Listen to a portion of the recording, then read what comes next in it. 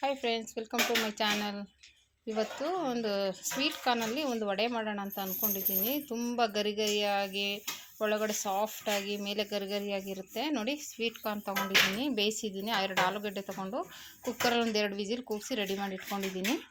ಮತ್ತು ಇದಕ್ಕೆ ಏನೇನಪ್ಪ ಬೇಕು ಅಂದರೆ, ಇವೆರಡನ್ನೂ ಬೇಯಿಸ್ಕೊಂಡಾದ್ಮೇಲೆ ಇದಕ್ಕೆ ಹಸಿಮೆಣಸಿನ್ಕಾಯಿ, ಕೊತ್ತಂಬರಿ ಸೊಪ್ಪು, ಉಪ್ಪು, ಅರಿಶಿನ, ಜೀರಿಗೆ, ಚಕ್ಕೆ ಲವಂಗ, ಬೆಳ್ಳುಳ್ಳಿ, ತೆಂಗಿನ ತುರಿ. ಇದಕ್ಕೆ ಸ್ವಲ್ಪ ಹಸಿ ಶುಂಠಿನೂ ಬೇಕಾದ್ರೆ ಹಾಕ್ಕೋಬೋದು, ಹಸಿ ಶುಂಠಿ ಇರಲಿಲ್ಲ. ಇದು ಬಂದ್ಬಿಟ್ಟು ಅಕ್ಕಿ ಹಸಿಟ್ಟು ಮತ್ತು ಕಡಲೆ ಹಸಿಟ್ಟು, ಅದೆರಡನ್ನೂ ಸ್ವಲ್ಪ ಸ್ವಲ್ಪ ಹಾಕ್ಕೋಬೇಕು. ಆಮೇಲೆ ಅದು ಕಲಿಸ್ಬೇಕಾದ್ರೆ ಹೇಳ್ತೀನಿ. ಫಸ್ಟ್ಗೆ ಈ ಮಸಾಲೆನೆಲ್ಲನೂ ರುಬ್ಕೋಬೇಕು ನುಣ್ಣಗೆ. ಇದೇನೈತೆ ಮಸಾಲೆ ಹೇಳಿದ್ನಲ್ಲ, ಮೆಣಸಿನ್ಕಾಯಿ, ಹಸಿಮೆಣಸಿನ್ಕಾಯಿ ಇಲ್ಲ ಒಣಗಿ ಮೆಣಸಿನ್ಕಾಯಿನೂ ಹಾಕ್ಕೋಬೋದು, ಏನು ತೊಂದರೆ ಏನಿಲ್ಲ. ತೆಂಗಿನ ತುರಿ, ಚಕ್ಕೆ ಲವಂಗ ಎಲ್ಲನೂ ಹಾಕಿ ರುಬ್ಕೊಂಡು ಆ ಮಸಾಲೆಗೆ ಇದು ಕಾರ್ನ್, ಸ್ವೀಟ್ ಕಾರ್ನು ಮತ್ತು ಅದನ್ನು ರುಬ್ಕೊಂಡು ಹಾಕ್ಕೊಂಡು ಅದಕ್ಕೆ ಆಲೂಗಡ್ಡೆ ಮ್ಯಾಶ್ ಮಾಡಿಕೊಂಡು ಅಕ್ಕಿ ಹಸಿಟ್ಟು ಮತ್ತು ಕಡಲೆ ಹಸಿಟ್ಟು ಎರಡನ್ನೂ ಮಿಕ್ಸ್ ಮಾಡಿಕೊಂಡು ಸ್ವಲ್ಪ ಈರುಳ್ಳಿ, ಸ್ವಲ್ಪ ಕೊತ್ತಂಬರಿ ಸೊಪ್ಪು ಹಾಕಿದ್ದೀನಿ. ಈರುಳ್ಳಿ ಇನ್ನೂ ಸ್ವಲ್ಪ ಜಾಸ್ತಿನೇ ಹಾಕಿದ್ರೆ ಚೆನ್ನಾಗಿರುತ್ತೆ. ಈಗ ಇದನ್ನು ಕಲಿಸ್ಕೊಂಡು ಏನೋ ತೆಳ್ಳೆ ಆಯಿತು ಅಂದರೆ ಇನ್ನೂ ಸ್ವಲ್ಪ ಹಿಟ್ಟು ಹಾಕ್ಕೋಬೋದು, ಏನು ತೊಂದರೆ ಏನಿಲ್ಲ. ಅದು ಗಟ್ಟಿಯಾಗೋವರೆಗೂ ಕಡಲೆ ಹಿಟ್ಟನ್ನ ಹಾಕ್ಕೊಂಡು ಕಲಿಸ್ಕೋಬೇಕು ಚೆನ್ನಾಗಿ. ಈ ಆಲೂಗಡ್ಡೆ ಎಲ್ಲ ಚೆನ್ನಾಗಿ ಮ್ಯಾಶ್ ಆಗಿರಬೇಕು, ಗಂಟು ಥರ ಇರಬಾರ್ದು. ಚೆನ್ನಾಗಿ ಕಲಿಸ್ಕೊಂಡು ಮಿಕ್ಸ್ ಮಾಡಿಕೊಂಡು ಅದು ಉಂಡೆ ನೋಡ್ಕೋಬೇಕು, ಉಂಡೆ ಕಟ್ಟೋಕ್ಕಾಗುತ್ತಾ ಅಂತ. ಕಟ್ಟೋಕ್ಕಾಗಿಲ್ಲ ಅಂದರೆ ನಾನು ಹೇಳ್ದಾಗೆ ಅಕ್ಕಿ ಹಸಿಟ್ಟು ಇಲ್ಲ ಕಡಲೆ ಹಸಿಟ್ಟನ್ನ ಹಾಕ್ಕೊಂಡು ಉಂಡೆ ಕಟ್ಟೋ ಥರ ಮಾಡ್ಕೋಬೇಕು. ಈ ಥರ ಎಲ್ಲ ಮಿಕ್ಸ್ ಮಾಡಿ ಚೆನ್ನಾಗಾದಮೇಲೆ ಅದನ್ನು ಉಂಡೆ ಕಟ್ಟಿಟ್ಕೋಬೇಕಾಗುತ್ತೆ.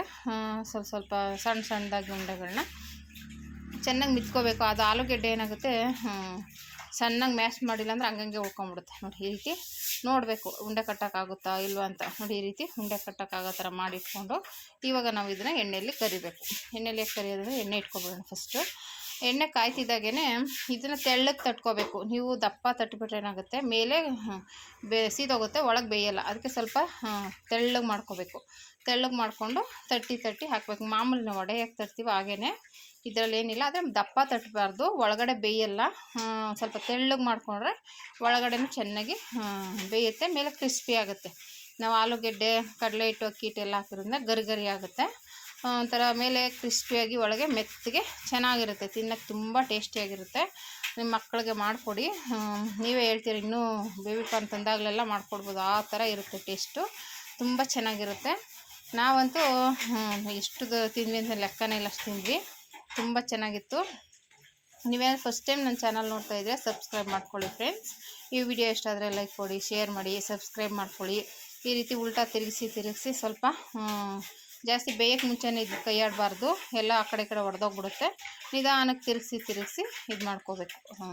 ಒಂದೊಂದೇ ತಿರುಗಿಸ್ಕೋಬೇಕಾಗುತ್ತೆ. ತಿರುಗಿಸಿ ಚೆನ್ನಾಗಿ ಬೇಯಬೇಕದು. ಬೆಂದ ಮೇಲೆ ಹೇಳ್ದಂಗೆ ಮೇಲೆ ಕ್ರಿಸ್ಪಿ ಆಗುತ್ತೆ, ಒಳಗೆ ಮೆತ್ತಗಾಗುತ್ತೆ. ನೋಡಿ, ಈ ಥರ ಸ್ವೀಟ್ ಕಾರ್ನ್ ವಡೆ ರೆಡಿ ಆಗುತ್ತೆ.